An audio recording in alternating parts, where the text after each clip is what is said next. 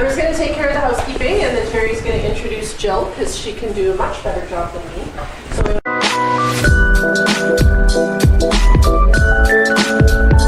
to thank Bob and Pam for this lovely space. And I see everybody's taking their shoes off, which is great this time of year. I have little hot pockets in the end of my socks to keep my toes warm. I don't have any slippers. And what else? We want to thank the ancestors for this beautiful place that we call our home. It's truly spectacular, and what is it, nicknamed Paradise Island? Yeah? Right? Mm-hmm. So we really appreciate that.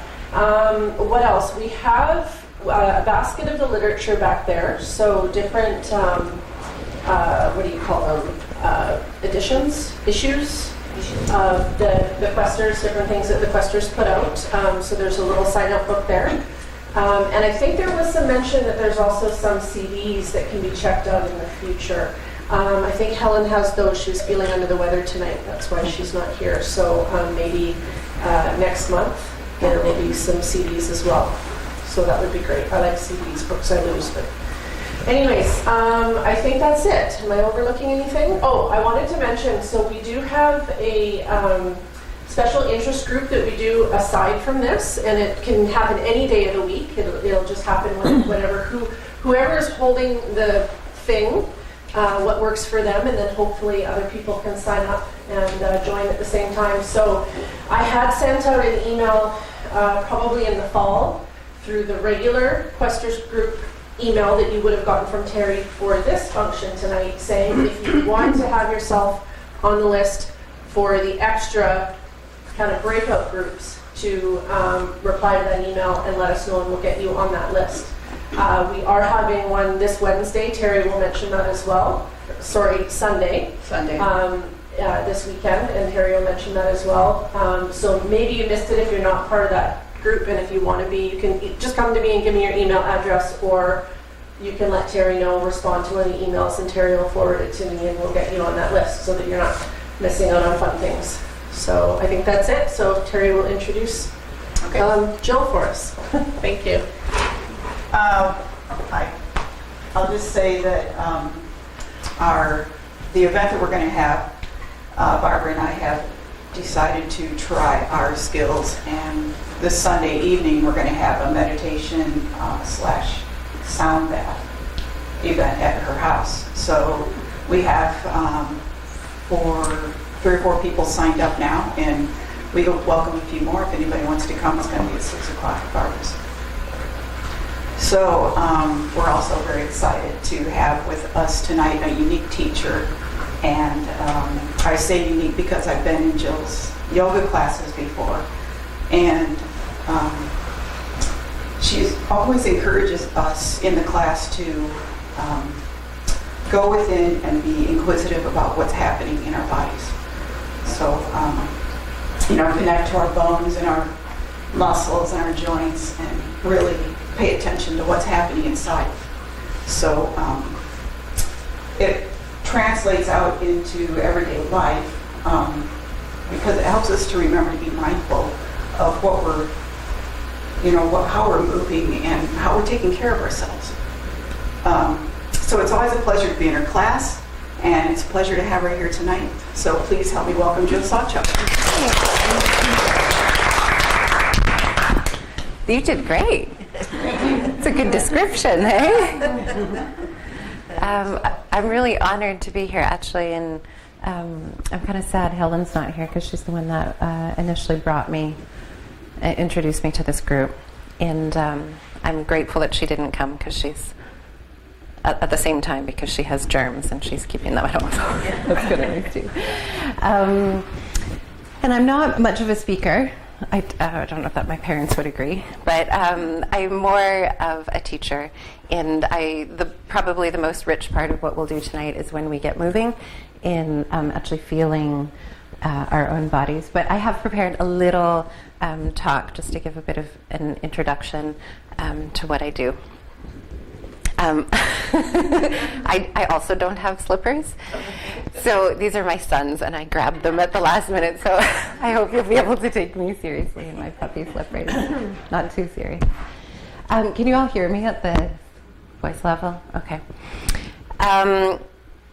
So when I first came here, actually, I was really impressed. The first time that I came, Bob was giving a talk on acupressure points or acupuncture points.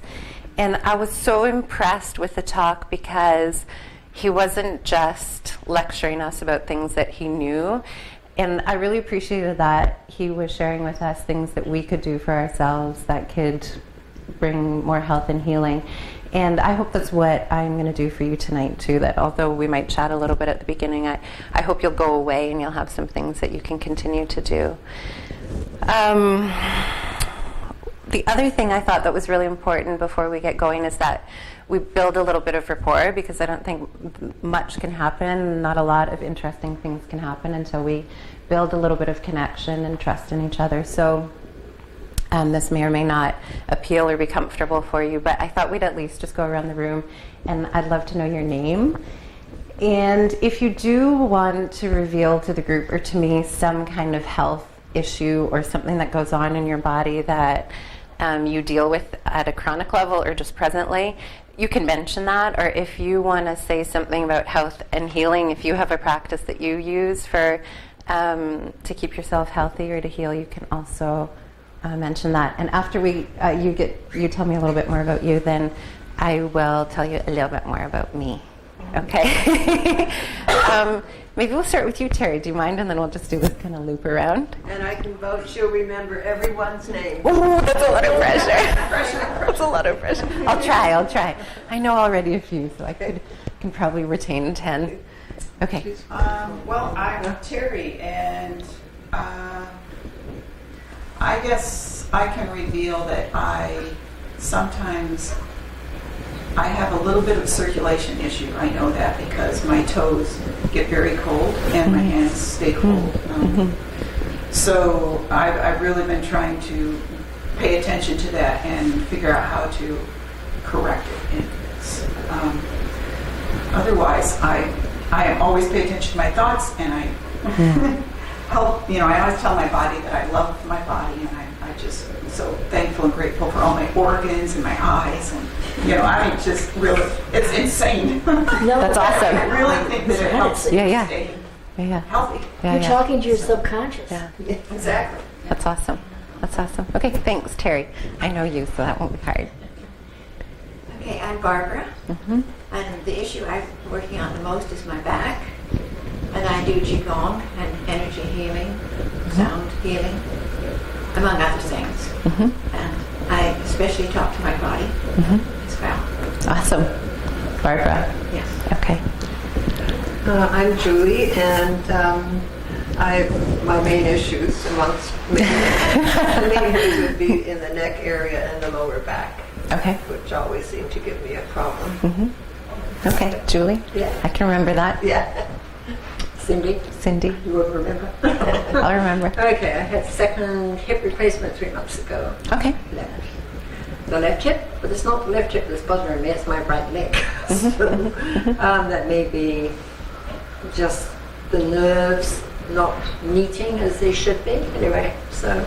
Okay. But really I came as chauffeur for Julie. Okay, that's fair and kind. Cindy, do you come here often? No. Okay, first time? First time. Oh, cool. Okay, cool. And maybe mention that too if you're a first timer, and then we'll make you feel really welcome. Okay. Judith, right? Judith, Yes. Okay. I've been doing Qigong from the internet, and I realized recently that it's very much like therapeutic touch. It's the no touch, and that might be very much why it's healing. Both are healing, therapeutic touch. And obviously, Qigong, Barbara has turned me on to that. Helen. Cool. Yeah. Okay. Awesome. Do you have any pain that you want to? No. Not that isn't going away. Okay. Are you sure? Okay. Okay. Kirsten? I'm very interested in what you have to say tonight because I actually do have what's called Ehlers-Danlos syndrome, and it's a connective tissue disorder. And I actually want to own that, right? It is something that I do have. I've tried yoga before. I'd love to be able to do yoga. I'm not dismissing it, but you know, yoga bodies are very fit and healthy bodies. And I was a gymnast when I was younger, and I think that lasted me well for many, many years. In the fitness department, and now in the last few years I'm tight and stiff and I can't move and stretch, but then at the same time, if some yoga poses, my joints allow me to move further than I should. And I can't weight bear my wrists. I can't weight bear my wrists at all. I've never been able to do a push-up just because of my wrists. So I don't want to give up on yoga. It's something that I'd really like to be able to do, but that's something that I deal with. Cool. Yeah. Well, that's exciting for me to hear too. Very cool. Okay, Kirsten. Kirsten, Judith, Cindy, Julie, Barbara, Terry. Okay. I'm Vicky, and I have a lower back issue. I have been doing Tai Chi for about 25 years, and I do a lot of gardening. So I have a high energy, but my lower back, after I fell, it's still there, lingering. Yeah. When did you fall? I think it would be about 5 years ago. Okay. Okay. Okay. I hope I can help you. Collins. I'm a homeopath and Say your name again, sorry? Colin. Colin. Yeah. Okay. So obviously I use homeopathic medicines for any issues I have, which I don't really seem to have any. Good. But I find as you get older, you need to do stretching, and I guess yoga fits into that. So I find stretching really helps the aches and pain. Just get some body used to tennis and squash and that sort of thing. So, Okay. Yeah. Do you play tennis and squash? Yeah. Yeah. Okay. Okay. Cool. Okay. Pam. I'm Pam, and probably I'm in pretty good shape. Bob keeps me going. Yeah, that's a bonus. Other practitioners that I've gone to, so other than maybe a bit of circulation issues with my legs, I used to be a gymnast, so I think probably stretching and would help. Okay. I have to admit, I don't stretch at all. But we'll get into that. Okay, movement. Okay. And Margaret, I know you. Yeah, so I do yoga, I do meditation, I do Reiki. I exchange Reiki with somebody else. My problem is actually my thyroid that's not working since I was 50, so I'm on desiccated thyroid, and I just have to make sure I take the time. That's all. Do that, everything is fine. Okay. Okay, Russell. Hi, I'm Donna. Donna, I know you from somewhere. The center? Heaven on Earth. Heaven on earth, of course. Okay, of course. Donna, okay. Nice to see you. Yeah, nice to see you too. I'm currently at this point in my life dealing with erosive osteoarthritis Okay. in my hands and in my back, and probably my neck as well. And I have issues in between my shoulder blades that are a chronic condition, and I do go to restorative yoga, and I find by doing that, by the time the session's over, my whole body's relaxed generally, which is great. So really laying on a bolster on the floor would do it, but it does. It does help. Cool. But low energy a lot, you just don't have the steam, so Okay. lots of stress in life. Yeah. It's a crazy world, It is. so It is. no doubt. Okay. Donna, okay. Hello everyone, my name is Thelma. I am much new to the island, so I'm very fortunate to have met Bob. And in terms of health, I'm alright. I meditate and I do qigong. So one thing I love doing, which I haven't been doing in the last few weeks, is being nature. Nature, being outdoors really heals me. I collect my medicine there. I love collecting some mushrooms, and I make that into medicine that I use for myself, my family, my cats. And they all respond very well to it, so it's been great. Cool. I haven't been out for the last 2 weeks, so I'm really missing that part. So I think that's the only thing I think in terms of health-wise like that. It's more like a nature deficit for the last 2 Yeah. weeks. Cabin fever. Yeah. So Was it Thelma? Yes. Thelma. Okay. Donna. Thelma. I know you, Margaret. Pam. Colin. Ricky. Okay. And I know you guys already. Okay. Okay. Thelma. Okay. My name is Hildegard, Hildegard. Oh no, that's a hard one. Okay. Hildegard. Can you say it one more time? Hildegard. Okay. Thank you. I'm a long time yoga practitioner, not a practitioner, I practice yoga. And it's helped me lots through my whole life to really get back my strength and everything.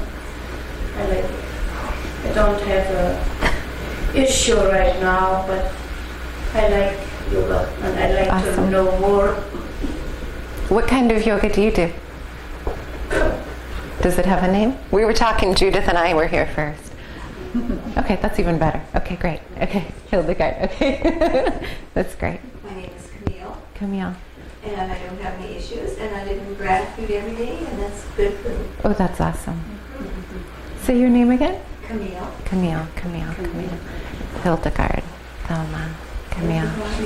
I feel like Camille, I know you from somewhere too. Do you know me? I don't think so. Camille. Okay, maybe it's just from here. You've been here before. Okay. Okay, Camille. Okay. Let's go looping around. Yeah. Sandra. Sandra. I do have some chronic neck issues. I have been doing yoga off and on for quite a few years and Qigong. And I go to nature a lot. Awesome. Sandra. Camille. Hildegard. Thelma. Donna. Margaret. Pam. Colin. Ricky. Kirsten. Judith. Cindy. Julie. Pam. Cindy. Terry. Okay. Sandra. Camille. Okay. I'm Lois. Lois. I know you too from, we met in Tristan's dance class one time. Right. Yeah. Okay. Yes. And typically I ride in with every day and it's not sterilized. That's how I stay fit mentally and spiritually and physically. You have your own horses? Yeah. Lois. Yes. Okay. And I've repetitive stress syndrome and I've had from years of repetitive work. Okay. That's okay. Okay. Awesome. I'm Carolyn. I also work with horses. I don't have any. I work with a herd of medicine horses twice a week. Is this with Holiday? Yes. Yeah. And also, my physical issues are basically my neck and my shoulders, and Bob is straightening me over so often. Okay. Other than that, I have studied restorative yoga for many years, but I'm not presently doing that right now. Okay. Yeah, I'm thinking maybe at some point I'll get back to that, but I also remember you from as well. Okay. Yeah. Okay. Can you say your name again? Carolyn. Carolyn. Okay.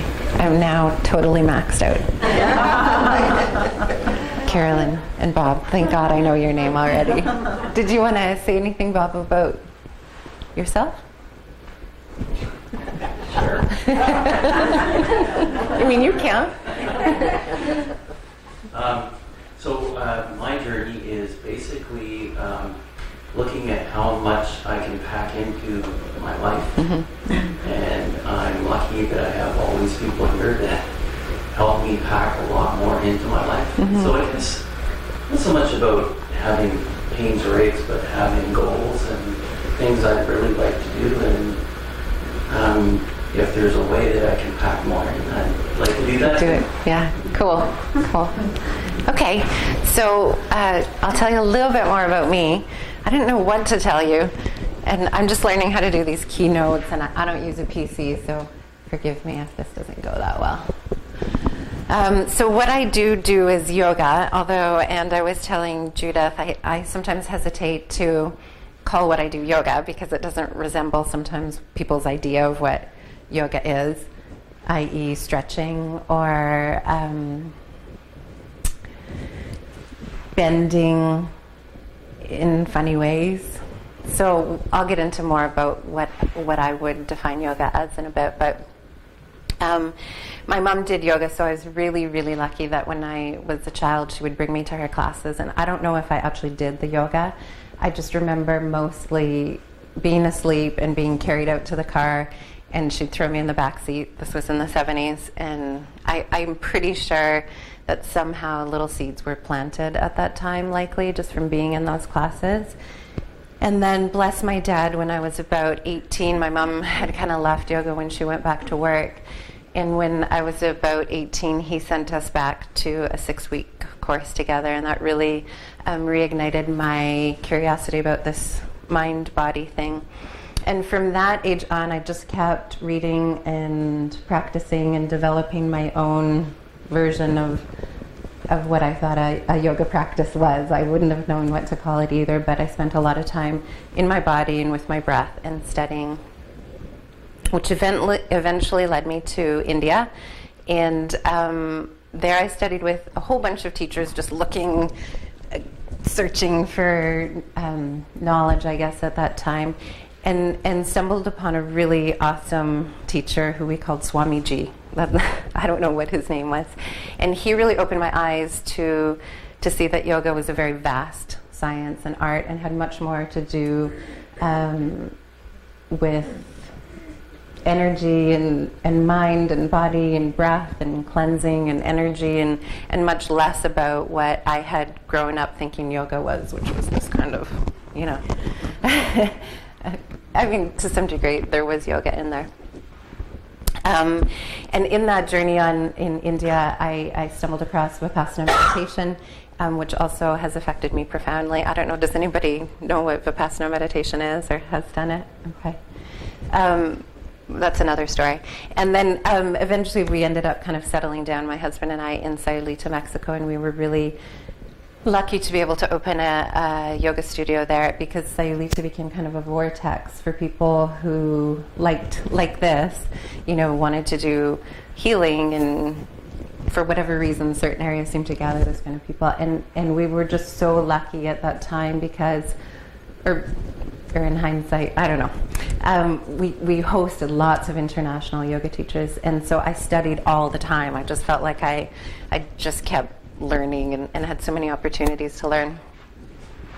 And then Diane Long stumbled into my life in 2005, and she was this yoga teacher that really changed my life, and I would give her credit for what I'm teaching today.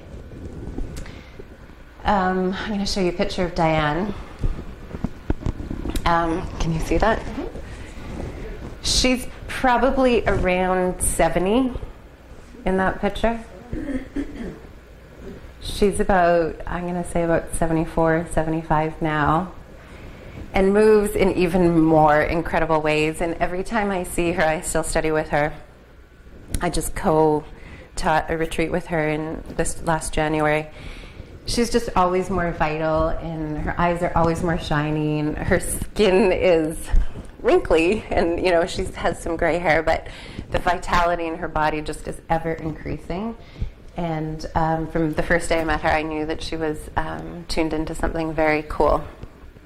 And she really did, as much as I did all that study and all that backstory that I gave you, as much as I was accumulating all that knowledge, and I appreciated that too, Bob, about your first talk, that all that kind of knowledge that I was accumulating essentially was actually taking me away from the wisdom that I had in my body, which was the initial thing that made me get really excited and tuned into yoga.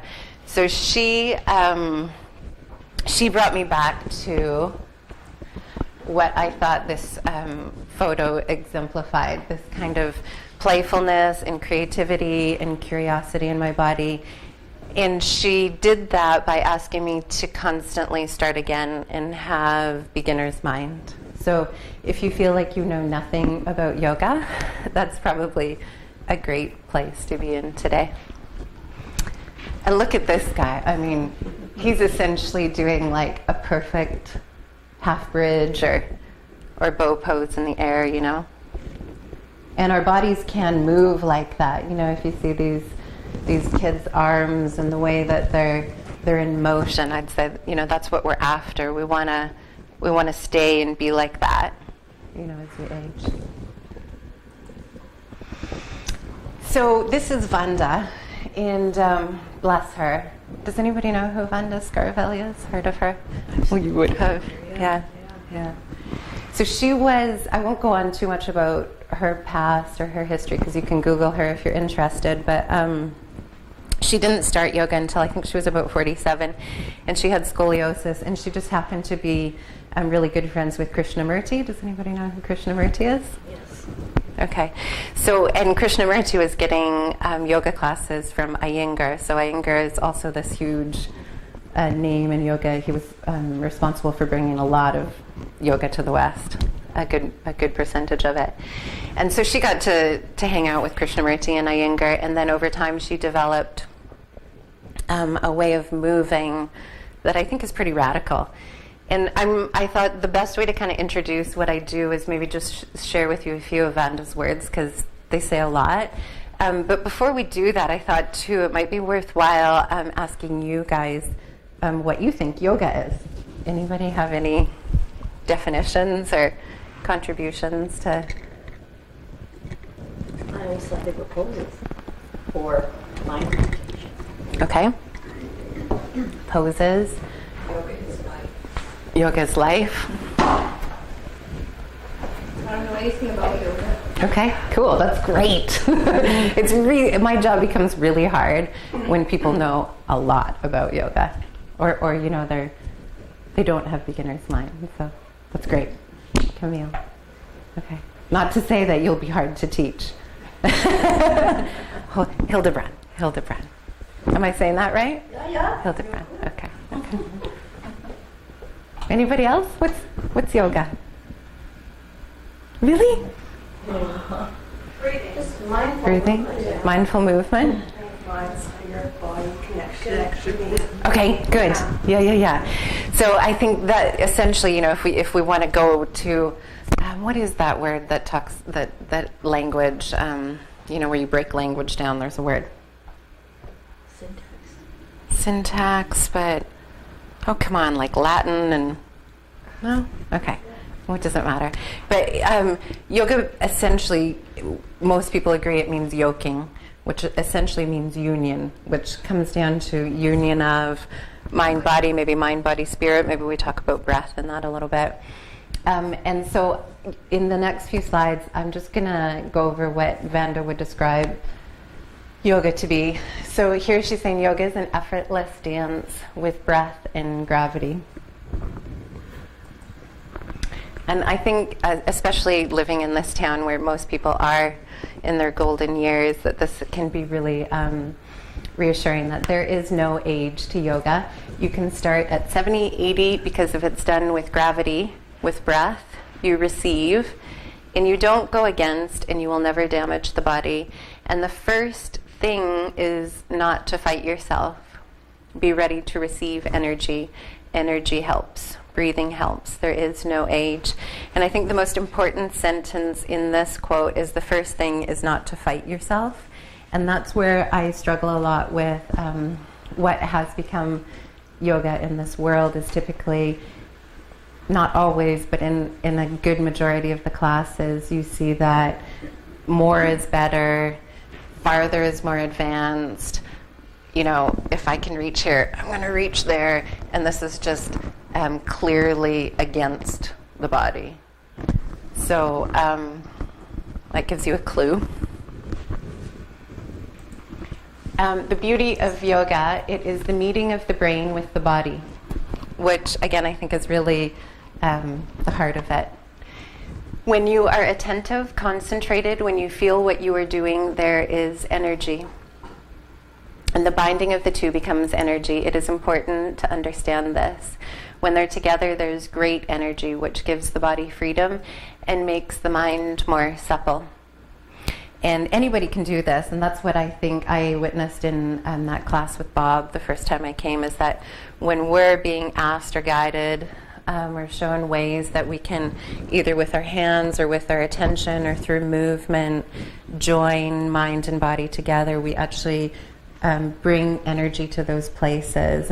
And what we did that day in that class is we were just feeling along our body and trying to notice where bits of us were tender or sore, where bits of our body were calling to us, and then essentially just be with them through touch, with breath, and listen to the information from the body. And I think essentially that is also what yoga is. So yoga can re-educate the body. and bring back suppleness. When tensions leave, the body goes back to its original state and balance is reestablished. I think that can be really reassuring too if you are in pain. And this one I kind of questioned about putting up here because it's not going to make much sense until maybe we do some of this. But to follow the way the spine functions during this process of breathing is of the greatest interest. The wave of expansion while exhaling originating from the spine is the basis of our teaching. And again, don't get too caught up in understanding that yet. And this is by far my most favorite quote of all time from Vanda. Kind of ironic that she's in that pose with this quote, but do not kill the instinct of the body for the glory of the pose. Do not look at your body like a stranger, but adopt a friendly approach towards it. Watch it, listen to it, observe its needs, its requests, and even have fun. To be sensitive is to be alive. And again, I think that's what you were teaching, Bob, that day too, to get really curious about the body, get interested in it. And if you have pain, that's your body talking to you. If something's happening inside of you, get really interested about it instead of turning to somebody and saying, like, fix me. You have that possibility inside of you. And this is what my question that I'm actually posing to us, to all of us today. This is a question. Is it possible to have a different attitude in which a new intelligence, not imposed by authority, but born from interest, attention, and sensitivity? So is it possible to have a different attitude in which a new intelligence will emerge and in which body and mind, fused in one single action, are collaborating together? So is it possible to have a different attitude where mind and body are collaborating together? And I think we maybe take that for granted, that sure, maybe. And then I'm going to ask you to really consider the way that we normally move our body or even exercise our body. And I don't know that much about Qigong and how people teach and what goes on in that way. But typically I think we tell the body a lot. We say, it'll be good if you lift your arms, so arms go up.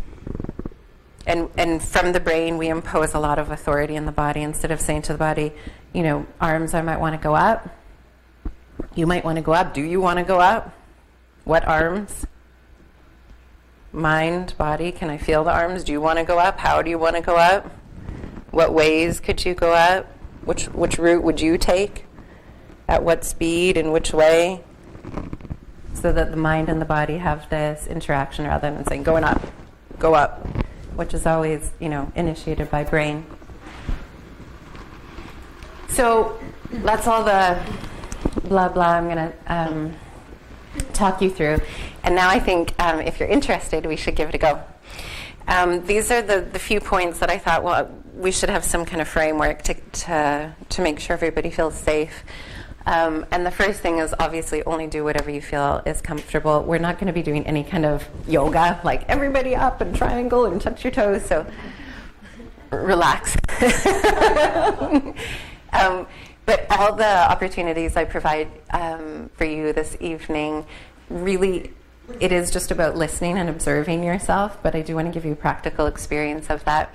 I will absolutely, if I catch you pushing and pulling, I will definitely run over and stop you from doing that.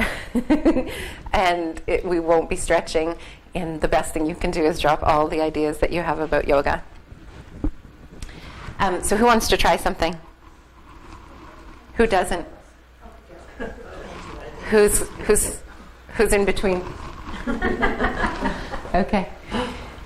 So where I thought we'd start is to talk about posture, because essentially everybody does this anyways. You all walked in here. You all wait in line at a grocery store or a bank at some point, or you all do this. You all stand and you all sit anyways. So to talk a little bit about posture, even if you never do yoga or you never learn anything else, just considering what you're doing in your posture could benefit your body. So how I thought we would do this, eventually I'm going to get everybody to stand up and play a little bit with our own posture. But I thought what might be useful in the beginning is just to break down the little bits and pieces of the body. And I only listed a few things here: skull, sacrum, pelvis, and tucking the spine, bones, joints, hands, and feet. Because I was just thinking, what things are we for sure going to want to notice? So we're going to run through some of those things, and we're going to add others maybe. So I'm just going to do with you a quick scan of the body, so that even though probably most of you went through biology 10 or 20 or whatever you called it, wherever you went to school, and you know you have a spine, and you know you have lungs, and you know you have a femur, I want you to actually physically feel that inside your body. So not think of it like, yes, I have one of those inside my body, or yes, I have one of those inside my body. I want you to be able to begin to see if you can actually feel those things inside of your body and acknowledge their existence inside of you. So first off, if you've been in my class before, don't give the secret away. Can you guys just point to the top of your spine?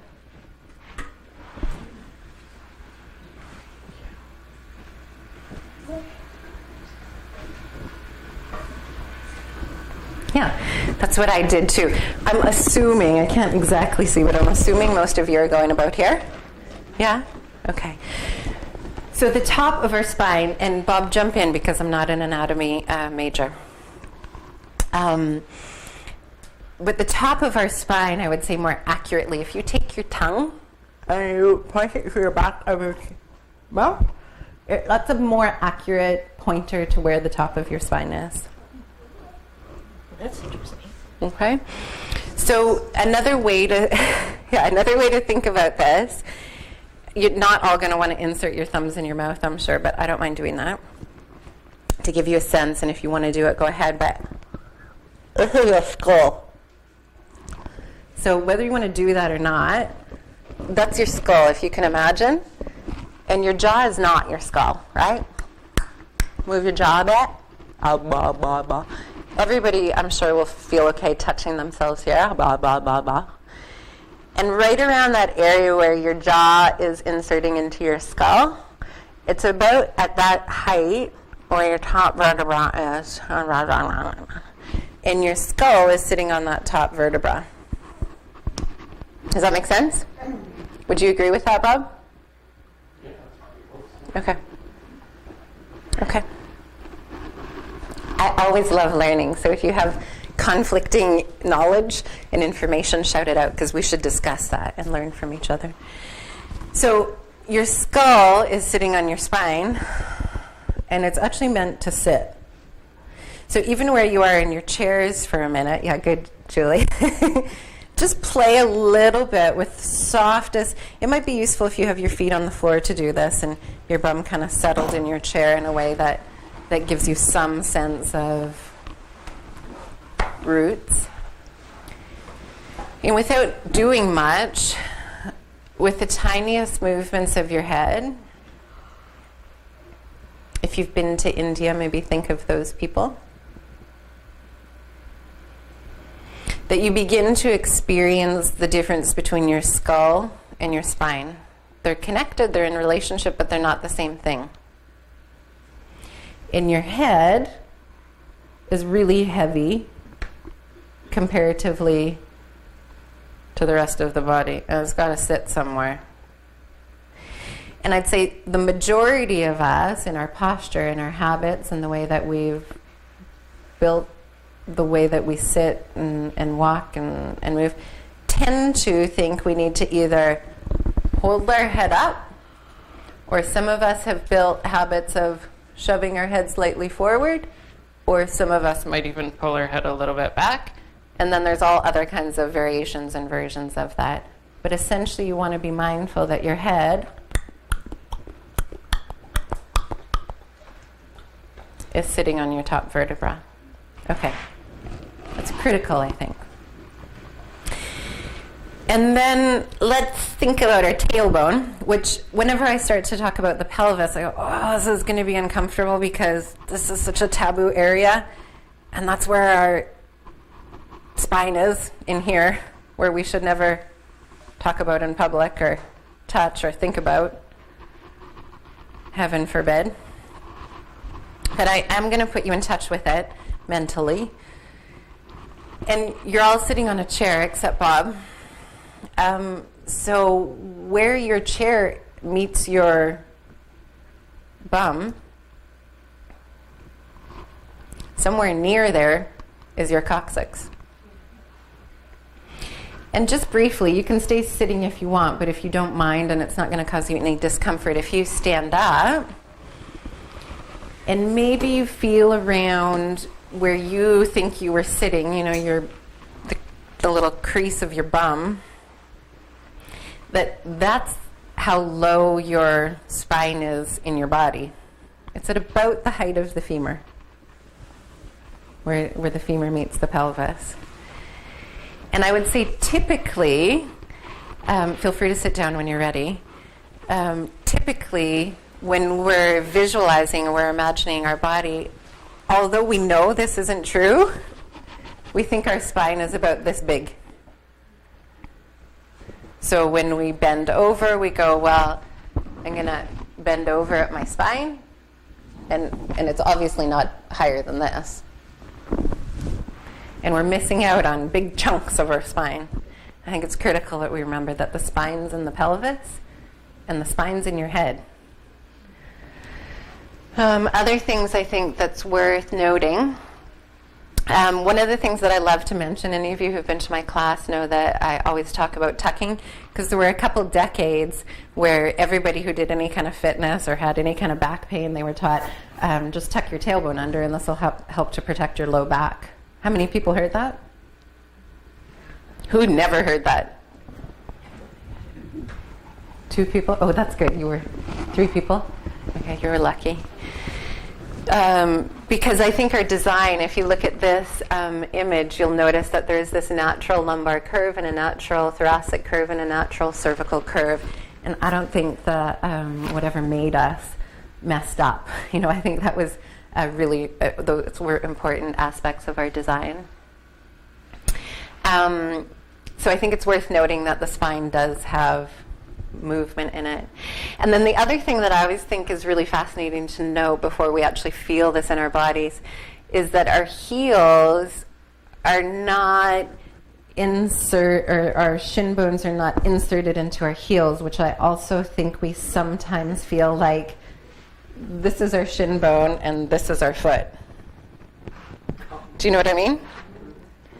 Or like this is our heel and this is our shin bone. That's not really the case. The heel's kind of slightly behind those shin bones. Okay. And I thought those were pretty good. The other 4, 5 diagrams were really, that's mostly what most of us are probably doing in our bodies to some degrees with different variations, although you won't want to admit it. It's what most of us are doing.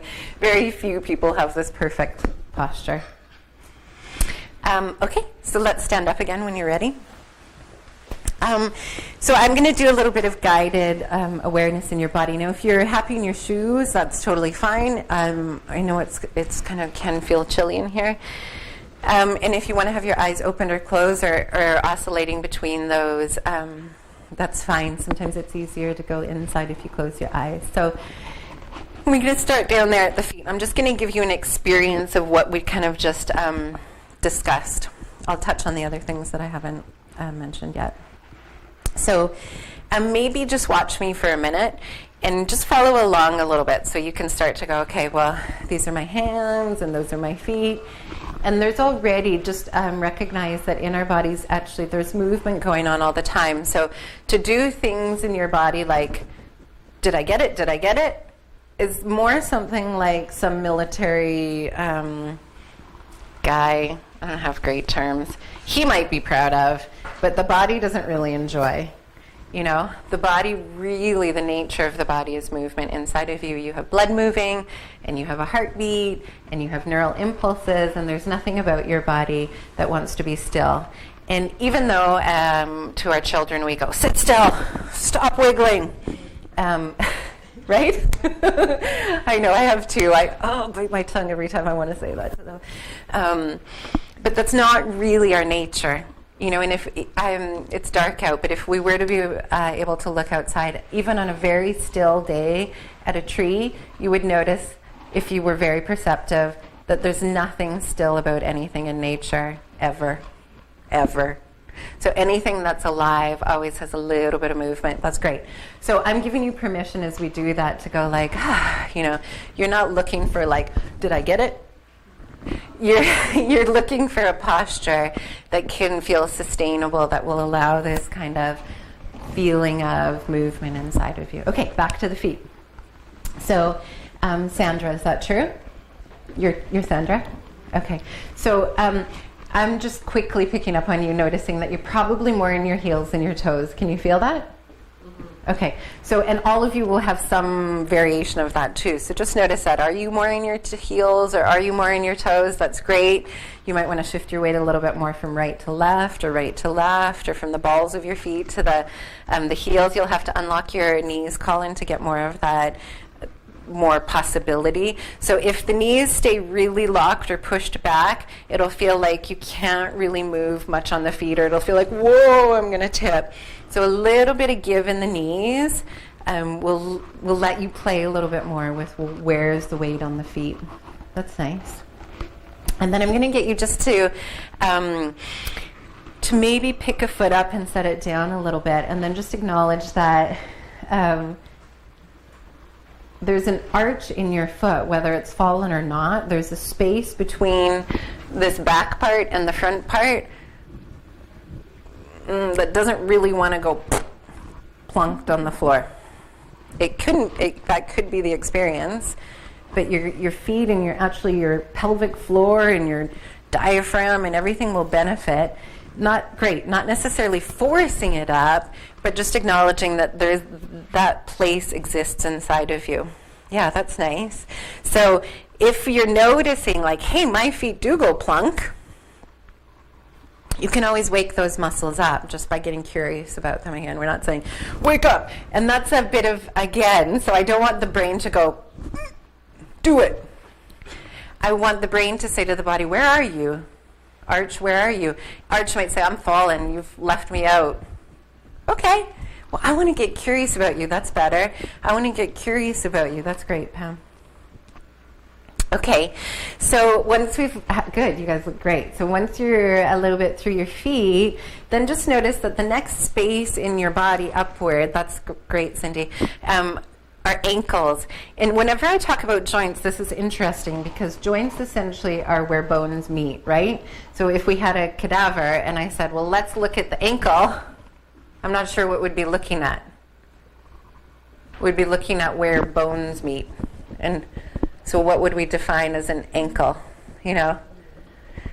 So just get that sense, like there's two shin bones and then there's all the bones in the feet, and that's what we call an ankle. There's just a space. And then get interested in the shin bones. There's two of them, and there's a little space between them. So just feel inside your body. I can't see you at all, Carolyn, which is fine, but just know that I can't. Okay. So there's space between those two bones, and eventually they come up to a piece of you, what we'd call a knee, which again, okay, there's the knee cap, but you just, you have your two bones and your femur bone and hopefully some cushion in there, but maybe some of us have lost that. And Thelma, I might get you, if you don't mind, just to say there were tiny shards of glass on the floor, and you wanted to avoid putting too much of the body, like you had to be here because there was nowhere else to, that's better, but you're allowing yourself to not step on them too hard. Do you know what I mean? So, we could all try this. That's good, Lois. That's great.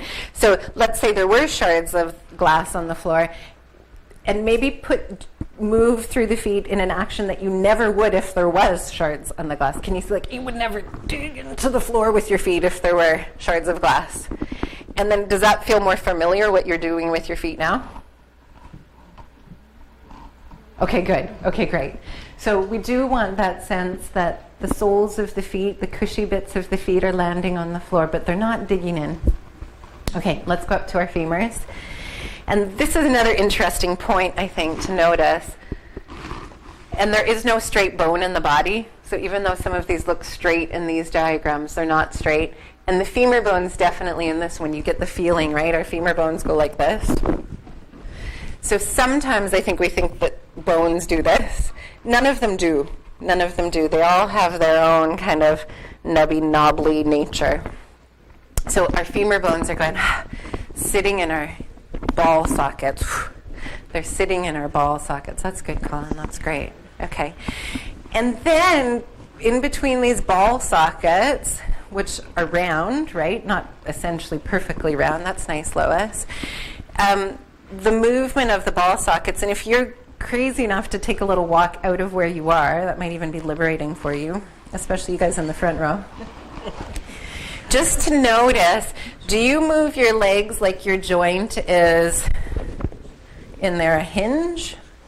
Or can you move your leg as you walk, as you move, even as you stand? That's great, Ricky. That it's actually the movement is within something that's round. That's great. Okay. Good. That's great. And then when you're ready, just be wherever you want to be. Between those ball joints, then it gets really interesting. So you've got your pubic bone at the front. You remember you've got your little tailbone. Good. And you've got these wing bones of the pelvis, and then lodged between those two wing bones at the back, you've got your sacrum. Which I didn't know this as I was preparing for this talk, actually.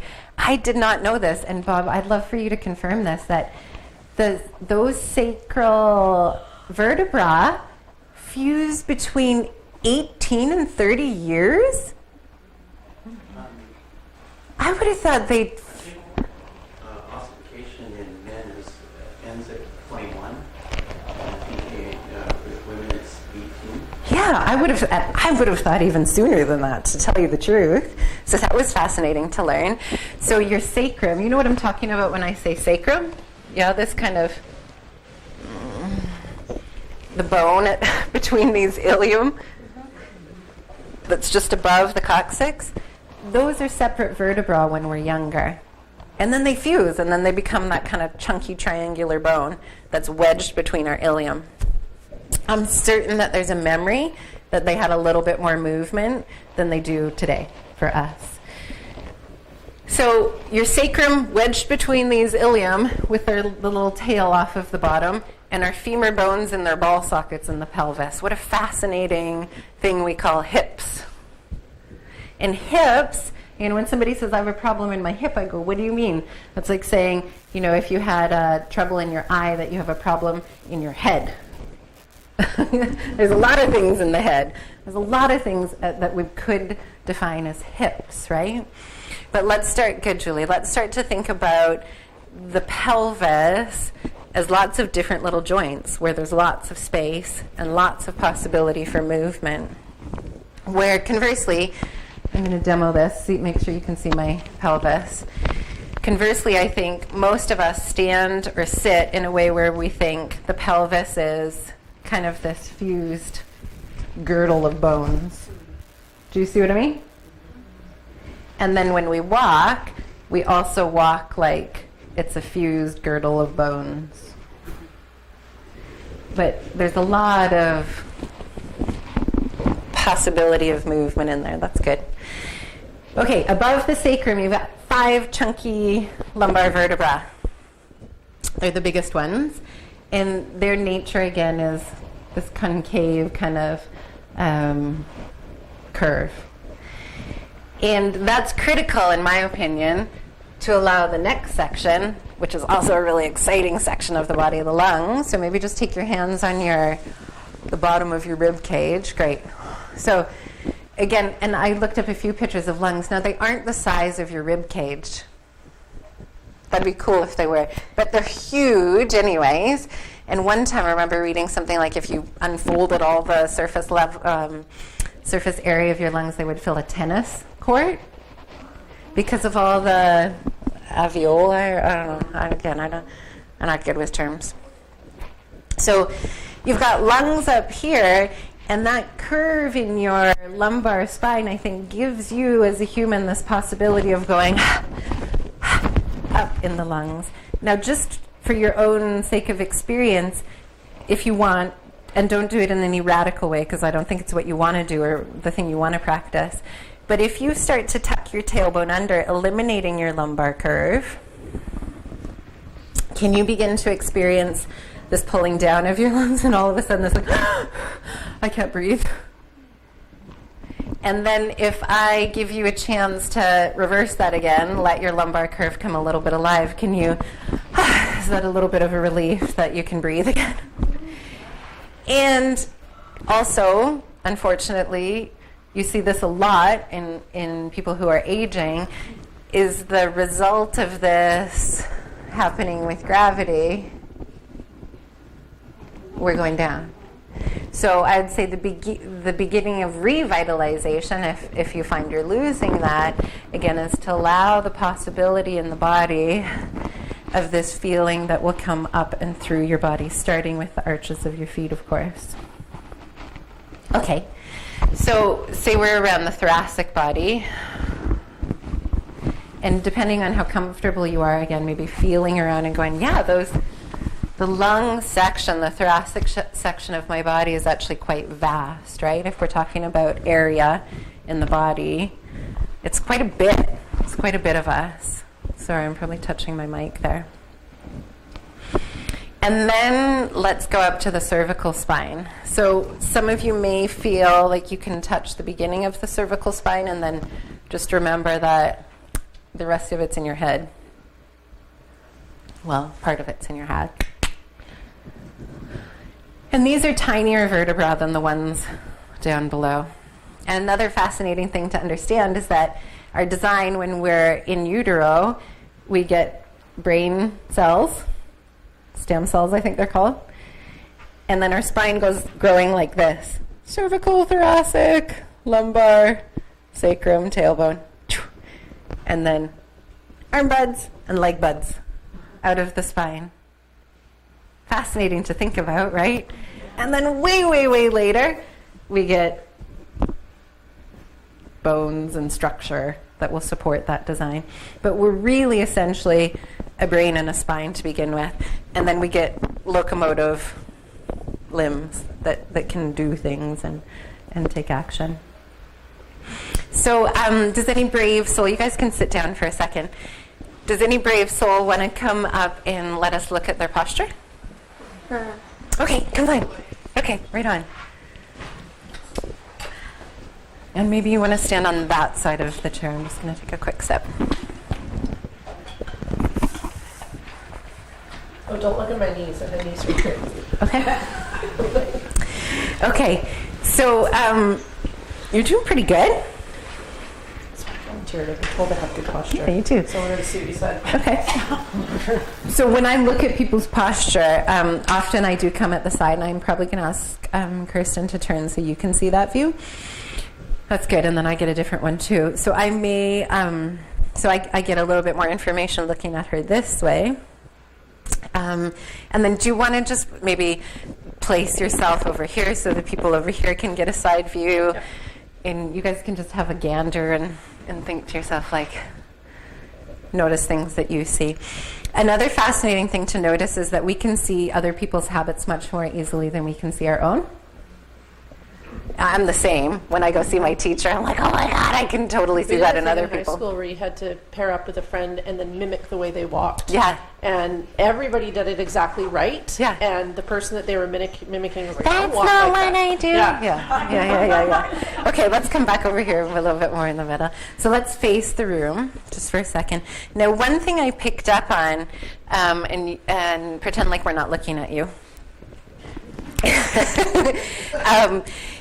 And I don't know if it's happening quite so. Yeah, okay. So can anybody see that the feet, pretend I'm not here and I'm not looking at you.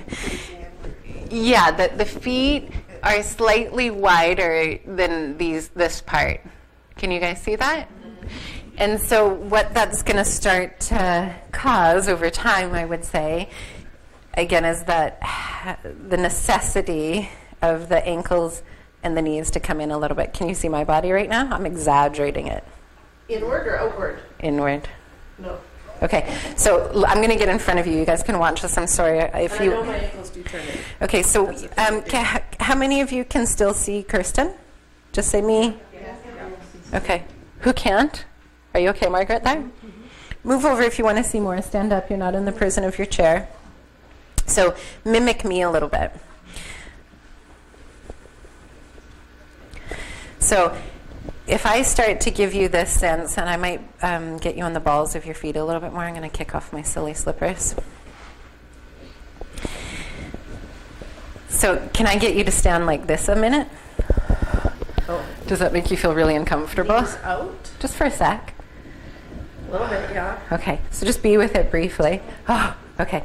So do you see what's comfortable? Especially if I contrast you, your habit with what. Keep looking forward. If I get you to go back to that feeling of resting these a little bit, and then go back to what's more comfortable, what's more normal for you. Well, hyperextending. Yeah. Okay. It's actually not hyperextending for me. It looks like it. My knees can go back more. Yeah. They're a little messed up. I'm hypermobile too. Yeah. Like really hypermobile. Yeah. But that's something you could be conscious of, and you're not necessarily going to want to lock the knees bent. Yeah. But this possibility, like even on just one side, and I don't know if you can mimic me at the same time that everybody else can see, but if you even just on one side, just notice what that feels like, even in the groin or in the foot. And as you practice standing in line at QF at 5 p.m., just catch yourself potentially drawing in. Are you more conscious of it now? Yes. Okay. Yeah. But Okay, I that's wonder great. if it's my ankles, though. Yeah, it could be I anything. think my feet should be like this. Yeah. So again, in no uncertain terms am I saying, you know what you should do, Kristen? Pull your knees out. Yeah. Again, I'm looking for a curiosity where the brain and the body can go like, what are you doing? Well, see, What are you doing growing down there? up, I had doctors that would want to give me orthotics to keep my ankles from rolling in, but I've never been in pain. Oh, that's okay. So to me, I was like, well, that doesn't make sense. It's maybe not structurally correct, but I'm okay. Yeah. So I get what you're saying. Okay, and we'll touch that a little bit. Yeah. But okay, that's great. I'm going to get you to sit down. And anybody else want to come up and just show us their habits? No? Everybody's scared? Yeah, you want to come? Okay, come on, Ricky. Let me see if I have everybody's names still. Judah, Cindy, Julie, Barbara, Terry, Sandra, Lois, Carolyn, Camille, Hildegard, Thelma, Donna, right? Margaret, Pam, Colin, and Bob. Okay, and Ricky. Okay, so we'll just quickly look at Ricky, and we'll very easily see in other people what might go on. And then maybe just turn to the side so we can get that view, and I'll get a front view. Also, I'm going to assume that most people in this room have better posture than the majority of society, right? Because you're all conscious. Yeah, and you're here, so that in itself means you're curious, you're interested in health and your well-being, right? Okay, stay like that if you don't mind. Anybody notice anything maybe in comparison to some of these images at the front? Sorry, I'm going for a long view too.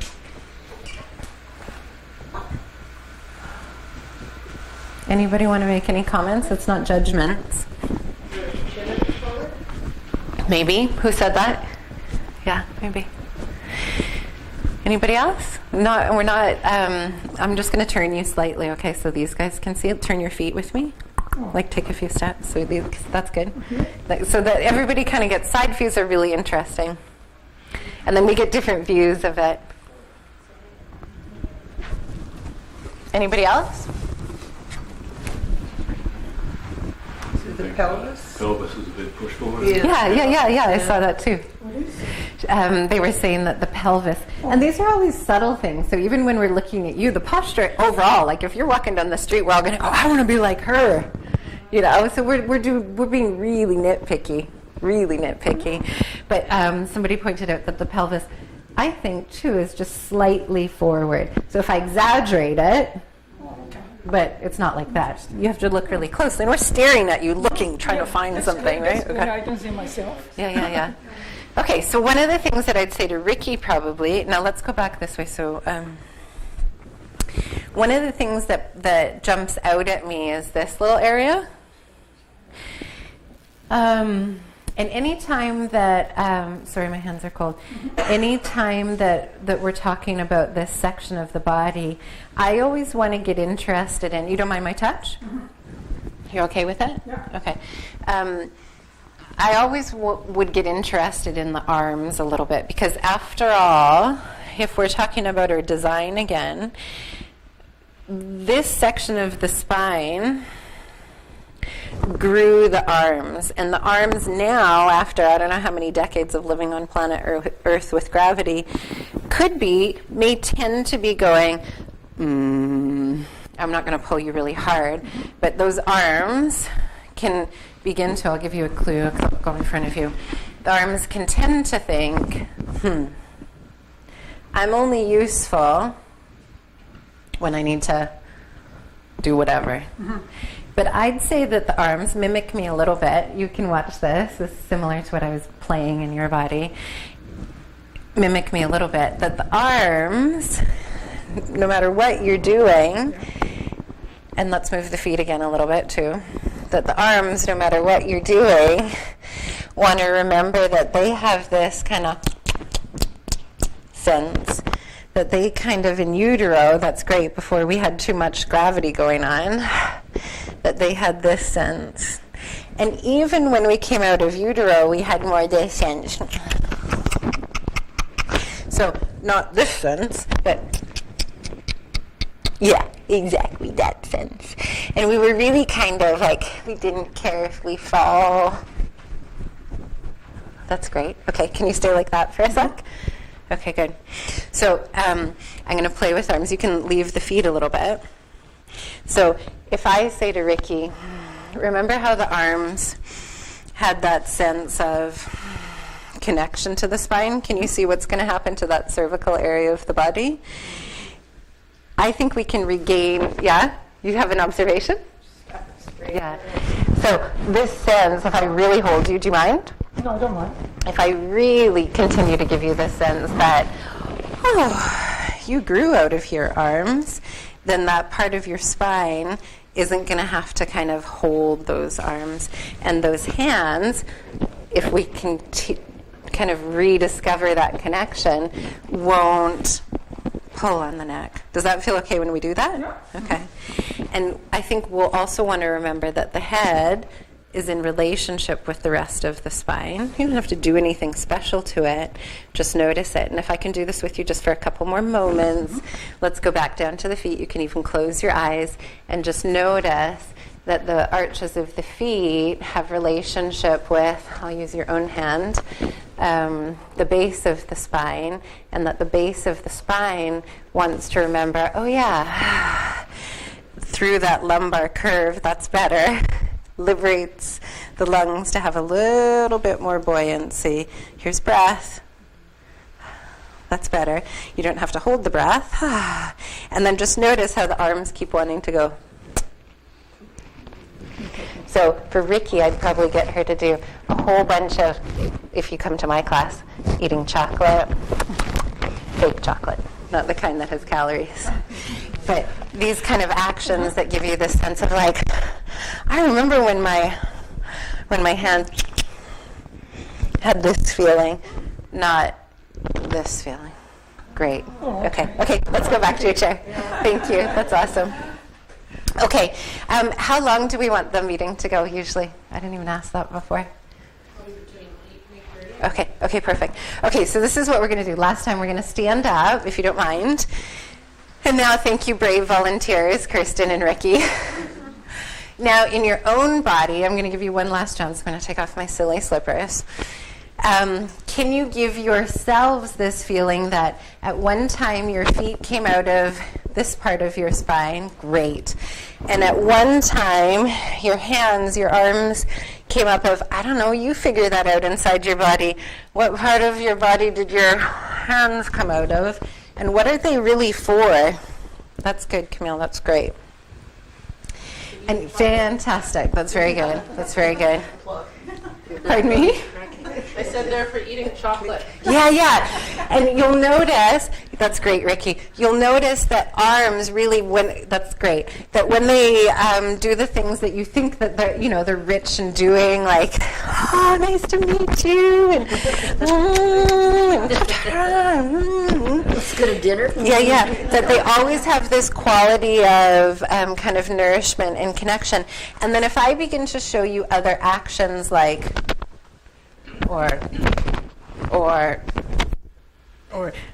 you begin to see the dysfunction in that kind of movement, that movement that looks more natural or more beautiful always has this sense of either kind of towards you, or maybe inviting somebody else in towards you, or maybe offering something to somebody, but it's still coming from, that's great. It's still coming from here. As per example, if I said, Donna, want some? Would you be really enticed? Yes. Really? If we didn't know each other, and I went, do you want some? Wouldn't you be a little bit terrified? Conversely say, yes, inviting. It's much more from our hearts if we move like that. Okay, so I that's great. I encourage you to try a little bit of that at home. And then the last thing I'm going to get you to do, then, let's sit in our chairs. I had one other slide that I thought might be interesting.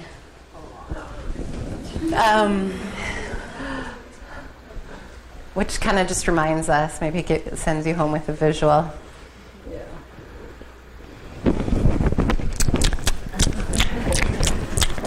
So obviously we're not going to walk around Qualicum like that, but some of you do if you take yoga with me. But if I make it less exaggerated, really watch my arms here, Ricky. Can you see that that's still a possibility? Whereas maybe we've begun to do this kind of thing where our arms and our legs are really far away. Really getting sucked out of our spine by gravity. And then you begin to see where you might have, I'm not saying you're doing that, but where you might have trouble in the joints.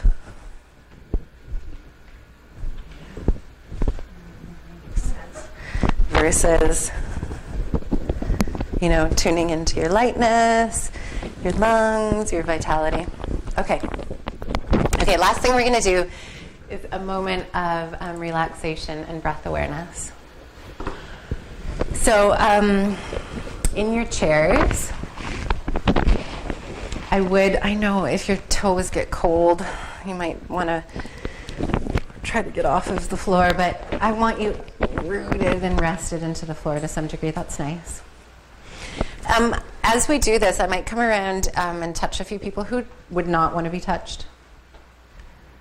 Don't be shy if you don't. Sometimes touch is not a good thing for everybody. Everybody's okay? I'll warn you, I won't just surprise you. I'll say, I'm here, do you mind if I touch? Or I'm going to touch you. I'll just say that if everybody's okay with it. Okay, so I'm going to suggest eyes closed, but of course you can open them. And you may want to open them to see things that I could be doing, but I'm going to guide you verbally anyways. So just start in your own feet, and even though we're sitting in our chairs now, this is the exact same body that you saw in those diagrams, and the exact same body that you were feeling through in that upright position. So just start at the feet, and again, just begin to recognize your heels are just slightly behind the shin bones, and that the bones forward of the shin bones in the foot, more towards the toes, and they're kind of resting forward. Meanwhile, the heels are kind of resting back. In between that area is that beautiful bridge that joins the back and the front of the feet. You don't have to do anything special about it. You're just noticing that bit of you inside and letting your attention be there. Not fixing, not correcting. You can play with, you can get curious about, but we're not using the mind as an authority over the body. We're letting the mind be in the body, with curiosity and inquiry. And then carry on up through your shin bones, noticing that even though you might feel or think of your legs as solid, that there's lots of space in between those shin bones, all kinds of different tissue. And there might be some solid bits of you, but there's also a lot of space. And if we get down to the cellular level, there's a lot of space.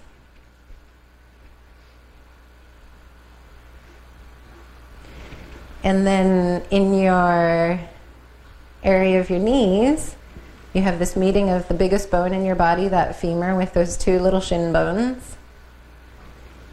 And likely, because we're sitting, there's absolutely no necessity for you to be having any kind of muscular action happen around your knees at all. So if you feel like you're kind of gripping the knees in, or the inner groins are pulling in at all, just recognize those feet down there are holding you more than the knees need to.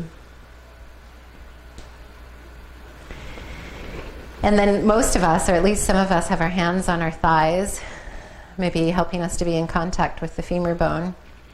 And then just retrace that pathway. Remember, they're not a straight line. They're not coming directly up from the knee in a linear fashion. They kind of curve out, and then they have their little nubby thing that's sitting in ball sockets.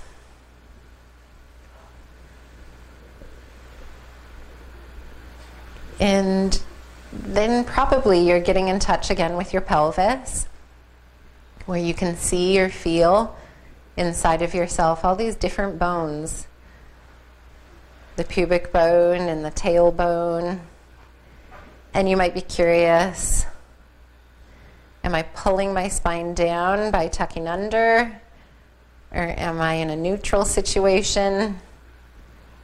And you're more than welcome to have playful little curious adjustments as you recognize things about yourself.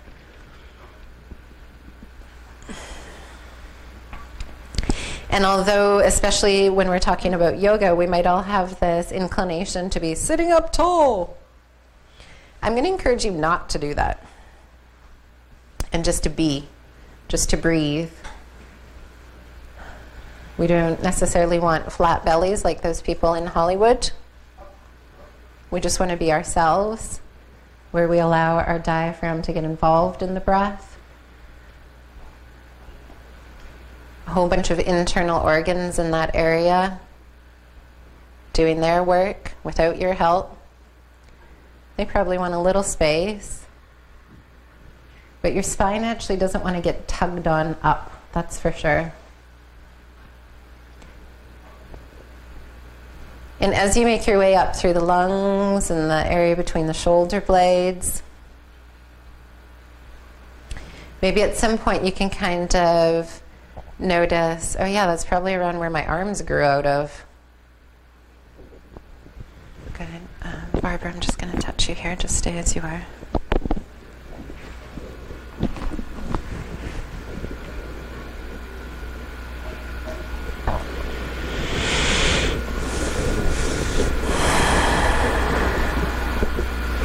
And maybe you've taken a trip down your arms and you recognize that your humerus bones also have this nature of ball socket. Elbows aren't locked. And maybe you can recognize from somewhere in your spine around that thoracic region that you, as you breathe, you can kind of release a little through your arms and your hands. Or, in the same way you saw me bugging Ricky a little bit, I don't want you to suck your thumb, but that feeling like those hands at some point, and still today, really nourish you. They take you to the top bit of your body and support that upper bit of the spine. Maybe bow your head a little bit, Barbara. Even more. Even more. Maybe you've come through your neck, your cervical spine, and you're aware, oh yeah, there's my skull. Maybe you can follow the path of your breath, whether it's coming in through your nostrils or in through your mouth. Maybe it gets down to around your clavicles and it goes back out. Or maybe you follow it all the way down into your belly and then it goes back out. And I'm just going to suggest that you acknowledge either you're controlling the breath or it's coming and going. One of those two things are true. When I give you that cue, it might change. You might have been controlling it and now it's coming in and out, or vice versa. And I'm going to encourage you, if you're always controlling the breath, mess it up. Open your mouth and mess it up. Mess up that control a little bit.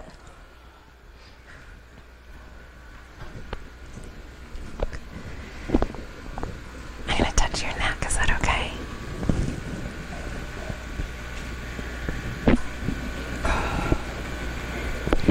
And maybe as you visit your own body,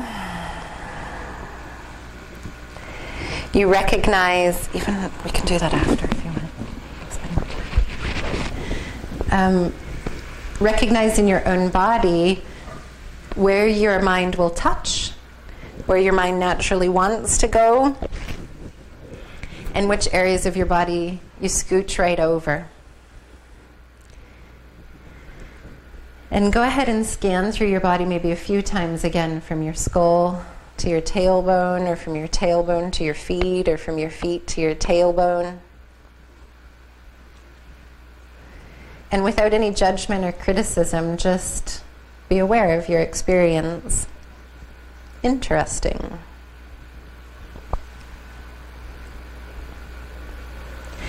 Perhaps you can take your awareness from one ball joint in your pelvis across to the other ball joint in your pelvis, and then traverse in the opposite direction, from ball joint to ball joint.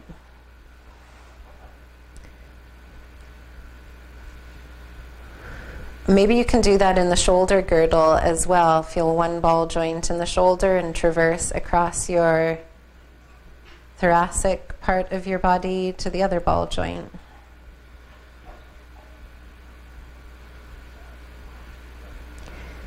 And then maybe you've noticed, oh yeah, there's part of my spine at the top, there's part of my spine in the bottom, and I'm breathing.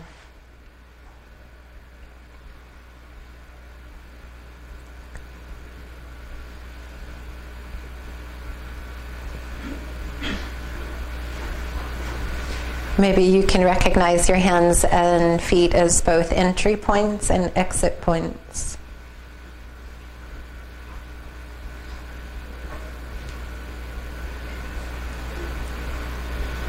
Maybe you can recognize your mouth, your ears, your eyes as entry points or exit points.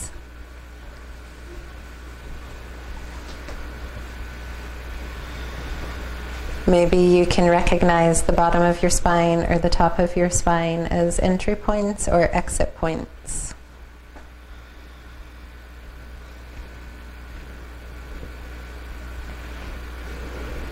And of course, there's breath happening.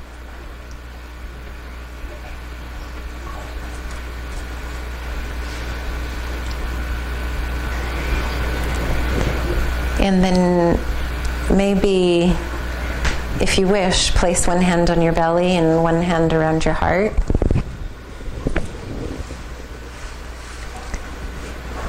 And if it feels right, maybe you're giving thanks for this breath, or this body, this life.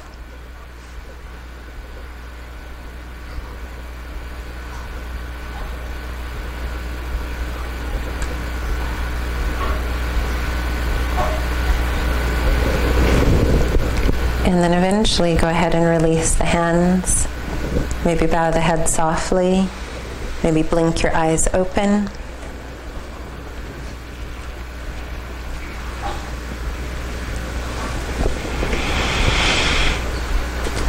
So,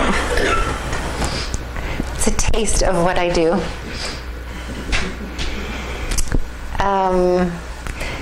I'm happy to take questions if you need to sneak out. Sandra, for whatever reason, if you want to stay and let me touch you for a moment, I'd be happy to. If not, see you later. I have cards if you want to get in contact with me. But any questions? Comments? Insights? It was wonderful.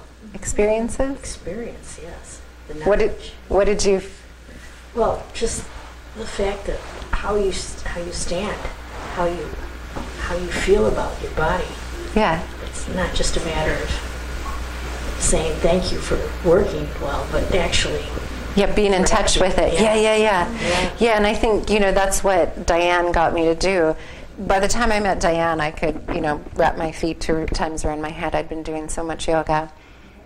But I had no connection with my body at all by that point. I was in You're here. just doing it. Yeah. We could make lunch at the same time. Right?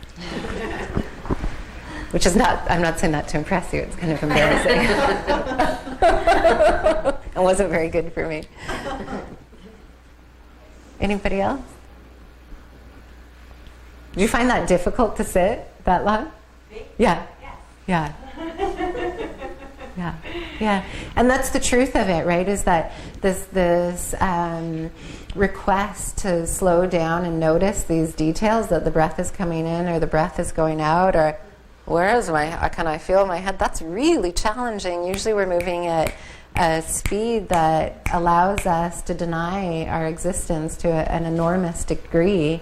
And to tell you the truth, this kind of work often can put people in touch with things that they're purposefully have strategized ways to avoid, right? So that's worth mentioning, is that when we do any kind of this internal work, you have to know, and that's why I would never push anybody to do any of it, that you may come across bits of you that is I'm not sure I'm ready, or this is the time, or I don't want to, or just a small bite is enough for me today, and that's fine. When I ride, because I studied martial art dressage, so we Yeah. would do breath with the horses. Yeah. Yeah, so you actually in movement but quiet, Yeah. because they react to. Yeah, I bet. But you're still in motion. Yeah. Your breath is moving, because they react to every change. Yeah. Horses are just brilliant, no? Yeah. And if you do have connection, I was so happy to hear lots of you had connection with nature. I would encourage you also, especially if you have a movement practice, to notice in nature that there's nothing symmetrical. That even in movement, or say a tree, and you go, it's so beautiful, it's upright, there's nothing symmetrical about it. Any which way you looked at it, it's more of this kind of motion. Even though if you look at it from afar, it looks perfectly straight, there's nothing in nature that has this kind of line. Nothing. You can't find it. So to move your body in that kind of way, I would say, is really counter to, and that's why I think, this action of, I don't know anything about Qigong or Tai Chi, but, all of these ancient teachings, movement has this kind of coming and going. The other thing, I should have actually brought that video to show you guys, but if we talk about breath, if breath is an interesting thing, and because we live by the ocean, if you can have a chance to look at waves, this is also another good indicator of nature, right? Our nature is that waves come in, but the going out of the wave isn't waiting. It's not like, are you here? Are you here? Are you here? Are you here? Now we'll go. This action is consistently happening. They're going through each other, and so is breath. So I think yoga training, and I don't want to make too much judgment about what other people are doing, but any kind of training, like I'm breathing really deep, or somehow that will nourish me. Again, I'd get you to really question that. What exactly are you doing? Are you diminishing nature inside of you? Because I don't really think that's, the quality of breath. And maybe, do it again later tonight or tomorrow. Just notice that it would be really hard to define when the in-breath actually ends. Already, if you let it, you'll see that parts of that breath are going out. Even if some more is coming in, parts of it are going out. And to not get in the way of that. Not get in the way of that. It's kind of, I was thinking also of analogies, metaphors to tell. I think often we think like we recognize, if we do clear cuts, let's say, we should all be really familiar with those on the island, right? So way back when we went like, oh, this will be great. We'll clear cut and we'll get this lumber and we'll get rich and we'll chop it up and this will be so great. And then we went like, oh, that's not good. So we should plant trees. It's better, but it's still not as great as letting the forest just grow. So as much as many of us kind of have done all kinds of things to get in the way of our health, I would also caution you on your path to healing or wellness that you don't try to plant the trees back. That you go like, if I get out of the way, if I stop doing the things like clear cutting, if I stop doing that thing, that nature will actually take over again, I love that video. Did all of you see that, where if humans were eliminated from the planet, what would start to happen? The world without us. I know. Any other comments or questions or observations, insights? Do you all know each other's names now? Not as good as you. Okay. Thank Thank you for your Thank attention. you. Yeah, thank Getting you. us in touch with ourselves. Yeah, thank you so much for having me. Thank you. And thanks to Bob for giving us this space. Yeah, it's great. Have a great night. Drive safely. Night.